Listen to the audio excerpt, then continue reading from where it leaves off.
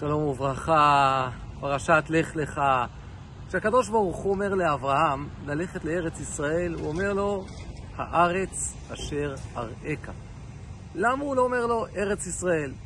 טוב, אז זה חלק מהניסיון אולי, הוא לא יודע לאן הוא הולך, הוא צריך לסמוך על הקדוש ברוך הוא, אבל יש כאן אמירה מהותית. הארץ אשר אראך, זה אומר, אני מוביל אותך לשם. אין לך מפה, אתה שם GPS, Waze. הקדוש ברוך הוא זה ה-Waze שלך, פי 1000 כמובן יותר מ-Waze. אתה הולך אחרי הקדוש ברוך הוא. ויש כאן דבר מהותי, ארץ ישראל, ארץ אשר עיני השם אלוקיך בה. זה לא רק עוד מקום, תגיע למקום.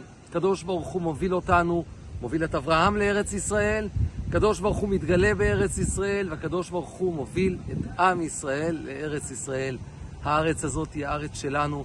הקדוש ברוך הוא בחר באברהם, הקדוש ברוך הוא בחר בזרעו, הקדוש ברוך הוא בחר בנו. רק אותה הבנה שהארץ שלנו שייכת לנו, שהארץ מחוברת לקדוש ברוך הוא ומחברת את הקדוש ברוך הוא אלינו. מרן הרב קוק זצ"ל מסביר שלהיות בארץ ישראל זה לא רק לקבל קדושת ארץ ישראל, יש משהו מהותי שמחבר את עם ישראל לארץ ישראל באופן שרק בארץ ישראל אנחנו מצליחים להגיע לפוטנציאל הגבוה, לחיבור המלא לקדוש ברוך הוא. האויבים שלנו מנסים לפגוע בנו, מנסים להוציא אותנו מהארץ, אבל אנחנו יודעים, אין לי ארץ אחרת, גם אם אדמתי בוערת.